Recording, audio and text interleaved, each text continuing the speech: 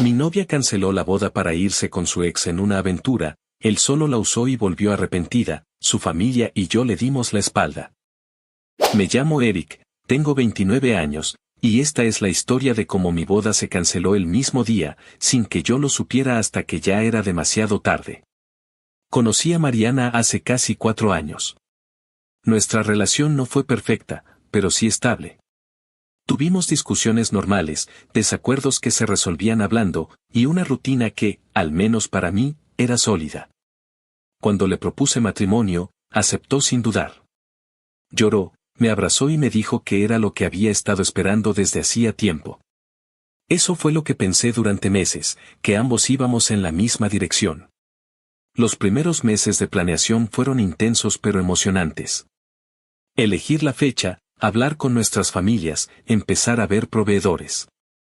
Mariana siempre había dicho que soñaba con una boda en la playa.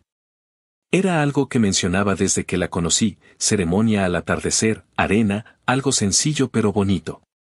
Yo nunca tuve una imagen clara de cómo quería que fuera una boda, así que desde el inicio le dije que, dentro de lo posible, haríamos lo que ella quisiera. El problema fue la parte económica. Cuando empezamos a hacer números reales, no solo ideas, nos dimos cuenta de que una boda en la playa no era tan sencilla como parecía. No solo era el lugar, sino el traslado de invitados, hospedaje, permisos, proveedores externos. Al final, el presupuesto se disparaba mucho más de lo que podíamos permitirnos sin endeudarnos por años. Después de varias conversaciones, decidimos cambiar de plan.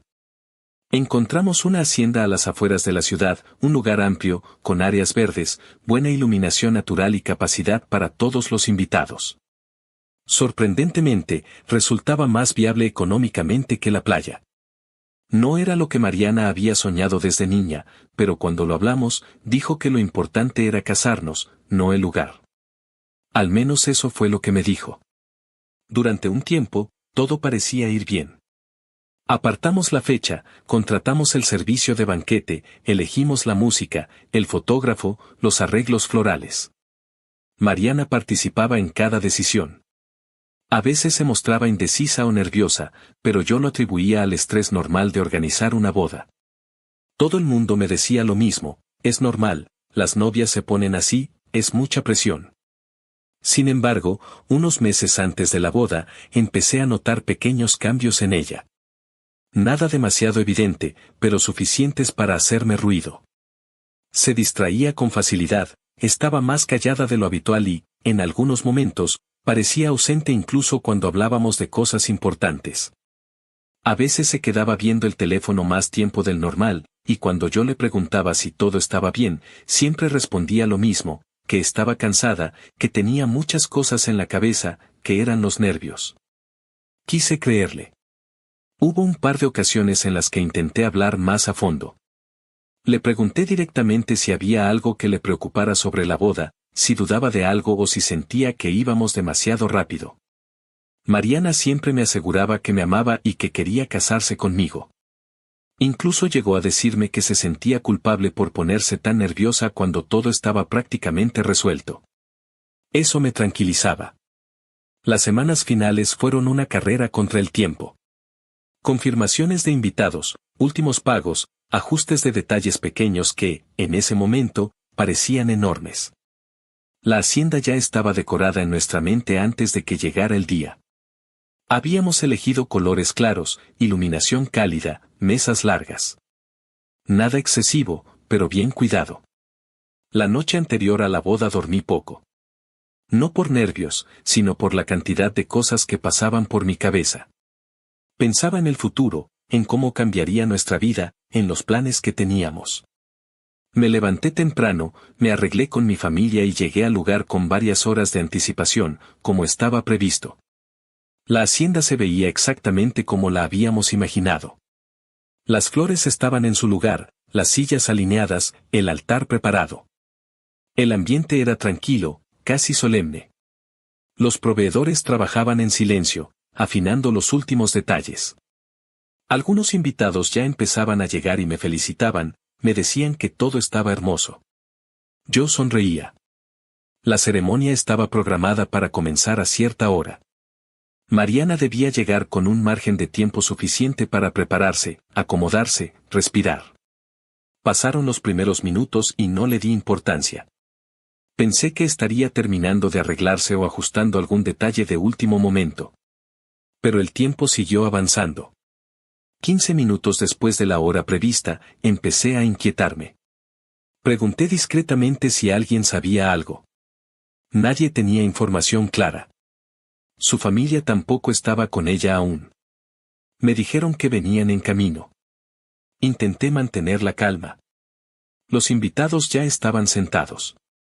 La música seguía sonando de fondo, pero el ambiente comenzó a sentirse extraño. Las miradas se cruzaban, los murmullos eran cada vez más evidentes. Yo seguía de pie, al frente, tratando de no mostrar nerviosismo. Media hora pasó. Empecé a sentir un nudo en el estómago. Saqué el teléfono y le escribí un mensaje. No respondió. La llamé una vez. No contestó. Pensé que quizá no tenía el celular a la mano. Intenté convencerme de que era solo un retraso, algo imprevisto, un problema menor. Pero dentro de mí algo empezó a romperse lentamente. Los organizadores se me acercaron para preguntarme qué queríamos hacer. Yo no supe qué responder. No tenía información, no tenía explicaciones, no tenía a la persona con la que se suponía que me iba a casar. Solo sabía que Mariana no llegaba, y que cada minuto que pasaba hacía más difícil sostener la idea de que todo estaba bien. Pasaron unos minutos más en ese silencio incómodo que se había apoderado del lugar. Nadie sabía qué decir ni qué hacer. Yo seguía de pie, mirando al frente, tratando de entender por qué la persona con la que había planeado compartir mi vida no estaba ahí. Entonces vi a la madre de Mariana acercarse hacia mí. Venía llorando.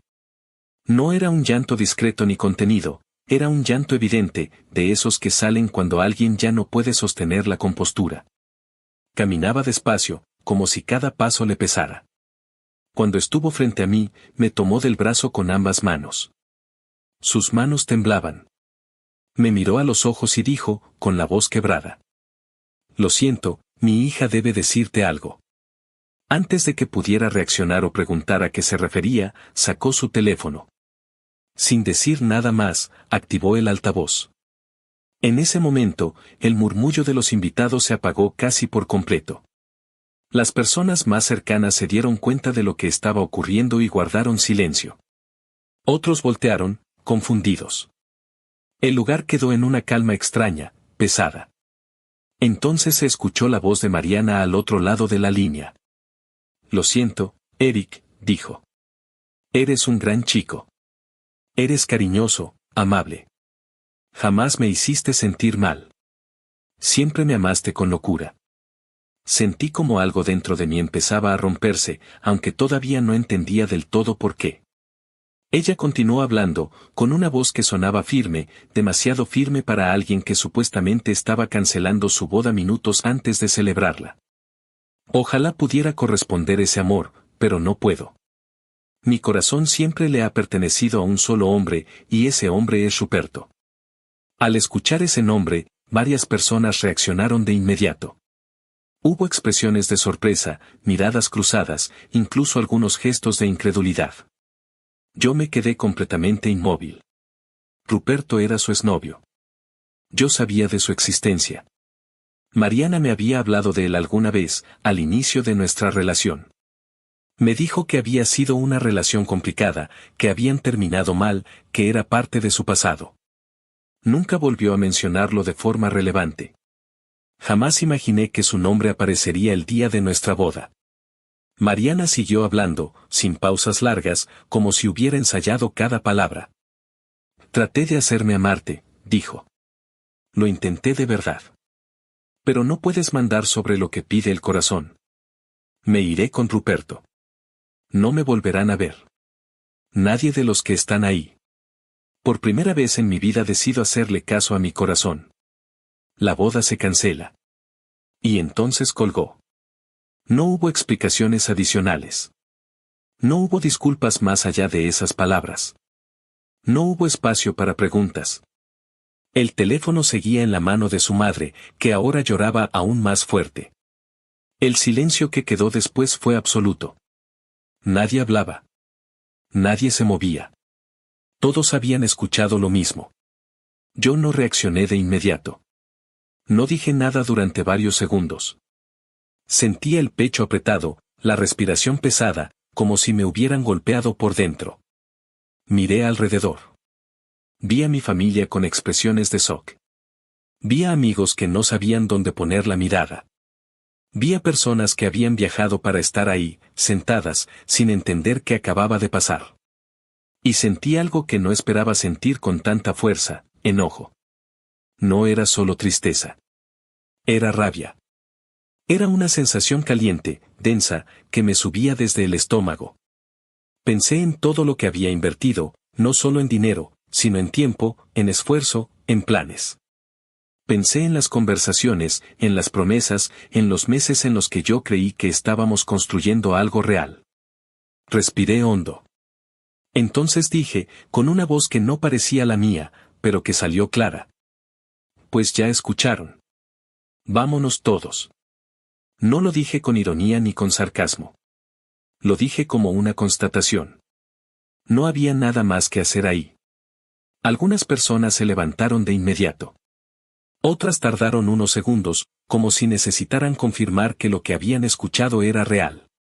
Los organizadores se quedaron quietos, sin saber cómo proceder. Nadie se atrevía a decir nada.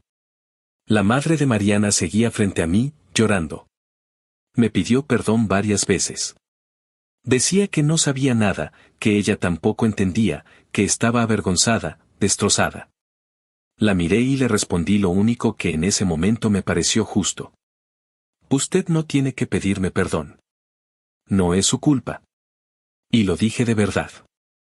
Ella no había tomado esa decisión. No había sido parte de esa llamada. Era evidente que también estaba viviendo su propia humillación.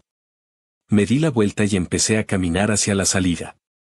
Sentía las piernas pesadas, pero seguía avanzando. No quería quedarme ahí un segundo más. No quería ver el lugar, ni las flores, ni las sillas, ni nada que me recordara lo que se suponía que iba a pasar ese día. Mientras caminaba, empecé a pensar en el dinero. En todo lo que habíamos pagado. En lo que no se podía recuperar. En las horas de trabajo que representaban esos gastos. En cómo, en cuestión de minutos, todo eso se había convertido en nada. Pero más que el dinero, me dolía la sensación de haber sido engañado. Salí del lugar sin despedirme de nadie más. Mi familia me siguió. Mis padres me alcanzaron en el estacionamiento. Mi madre estaba llorando. Mi padre tenía el rostro rígido, como si estuviera conteniéndose.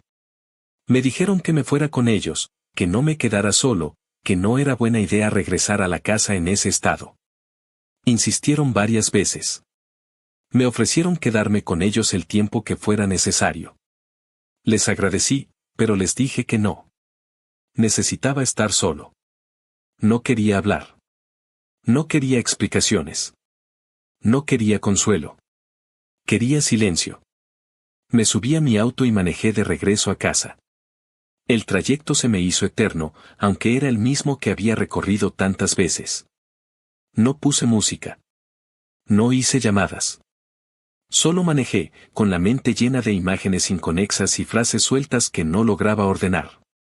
Cuando llegué, la casa estaba exactamente como la había dejado esa mañana. Todo estaba preparado para que, después de la boda, regresáramos juntos. Había maletas, regalos acomodados, pequeños detalles que ahora parecían absurdos.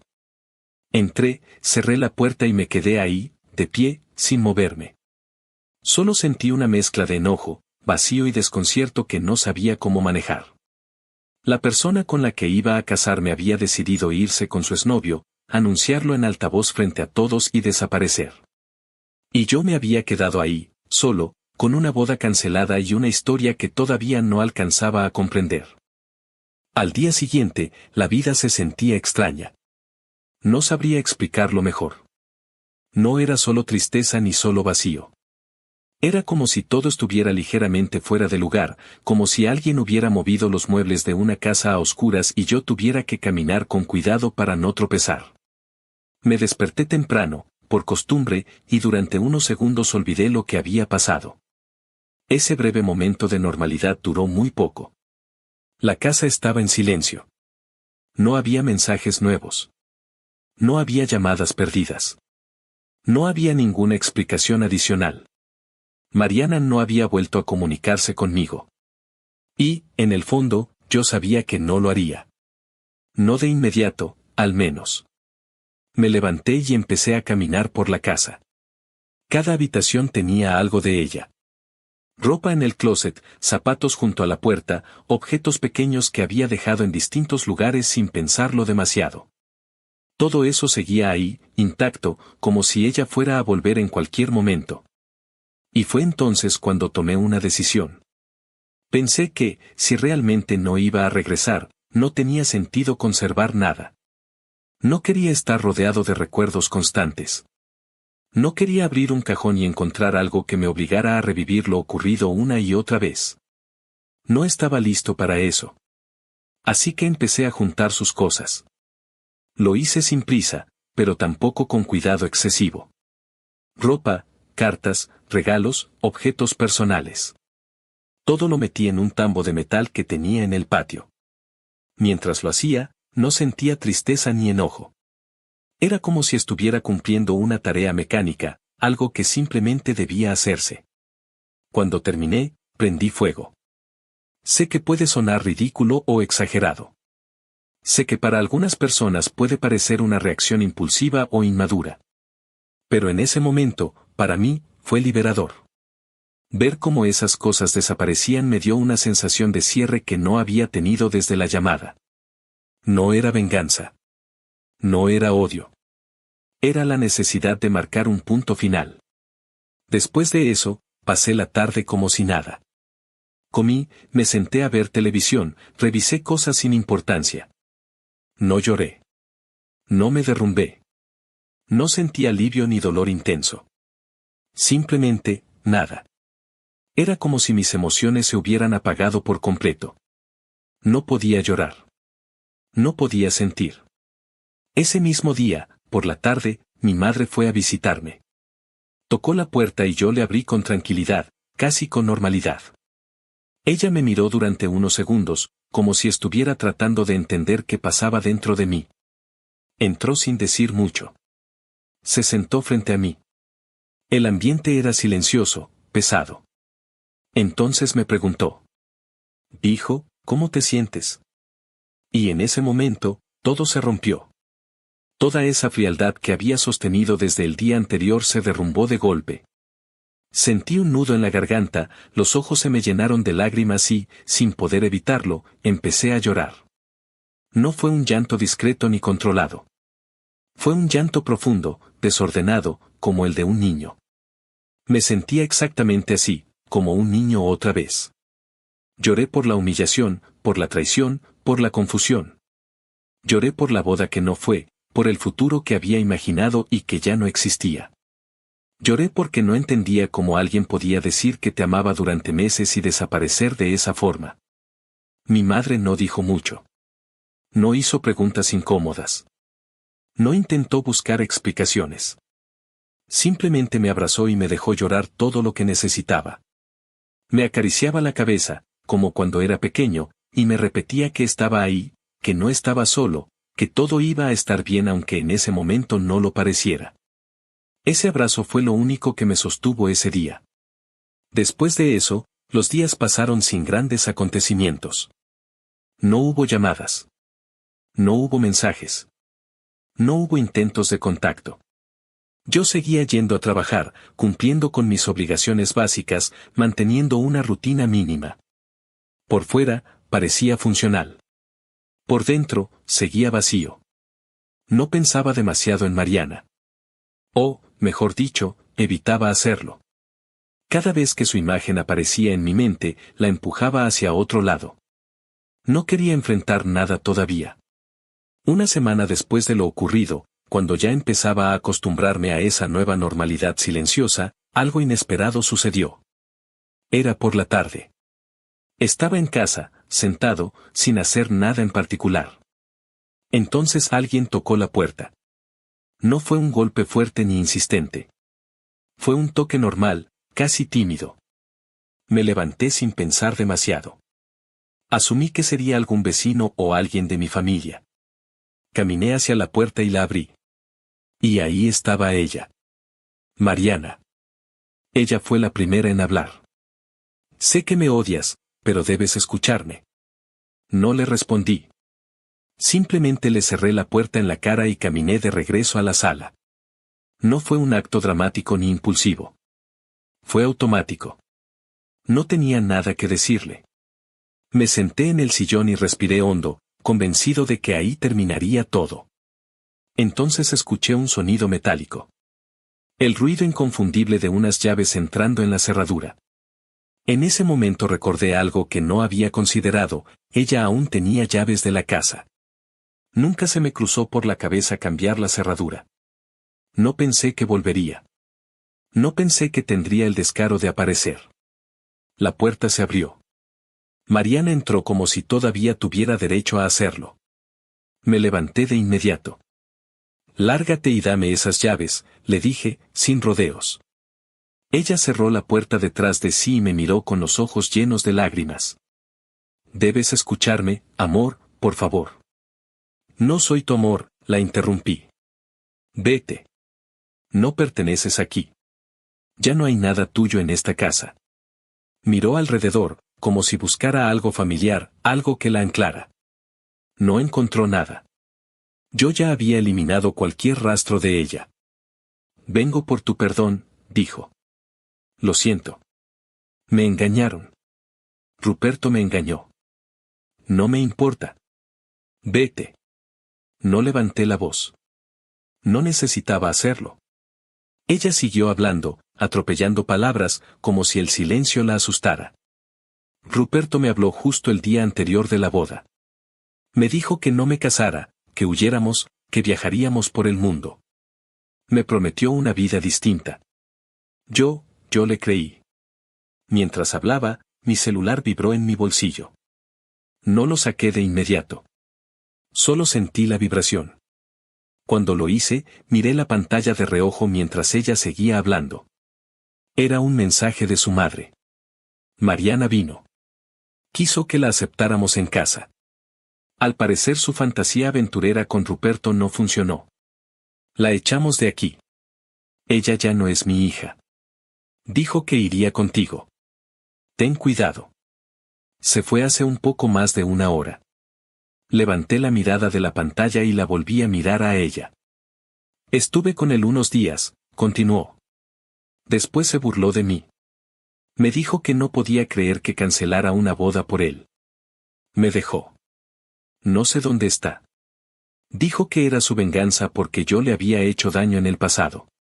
Pero ahora lo sé, él nunca valió la pena.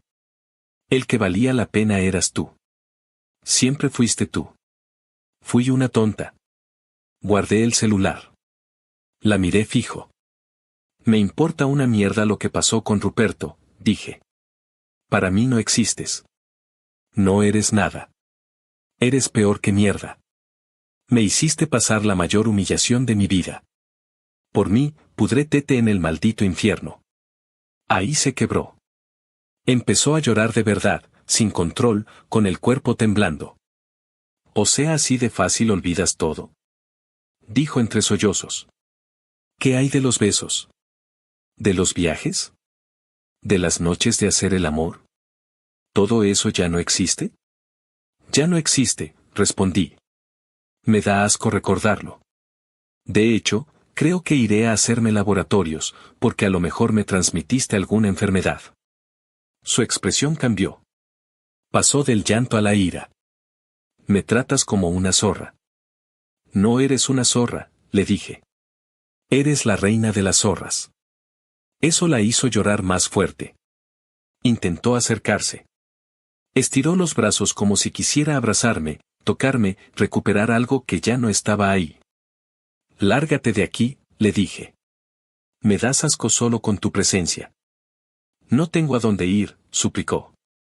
Por favor, déjame quedarme aunque sea un mes. Solo un mes para estabilizarme. La miré de arriba abajo. Puedes ir a la perrera, le respondí. Ahí dan asilo a perras sin hogar. De paso te esterilizan, así la mierda no se reproduce. Ella rompió en llanto otra vez. La tomé del brazo, abrí la puerta y la saqué de la casa. No fue con cuidado, pero tampoco con violencia innecesaria. Simplemente la saqué. No vuelvas, le dije antes de cerrar. La vi alejarse corriendo, llorando, sin mirar atrás. Cerré la puerta. Minutos después llamé a un cerrajero y le pedí que cambiara la chapa de inmediato. No quería sorpresas. No quería explicaciones. No quería más escenas. Mientras trabajaba, me preguntó qué había pasado. No entré en detalles, pero le conté lo esencial. El hombre negó con la cabeza y dijo: definitivamente es una zorra. Pero mire, mi padre una vez me dijo algo: hay más mujeres en la tierra que estrellas en el universo. Ya le tocará una, o varias, dijo, riéndose. No me reí. Pero cuando se fue y me quedé solo, me senté en silencio y pensé en todo. Pensé en la humillación, en el enojo, en la rabia, en la traición. Pensé en lo cerca que estuve de construir una vida con alguien que nunca me eligió de verdad. Pensé en lo fácil que fue para ella destruirlo todo por una fantasía. Y por primera vez desde que todo pasó, entendí algo. No perdí a la mujer de mi vida. Me libré de alguien que jamás lo fue. Y eso, aunque doliera, también era una forma de empezar de nuevo.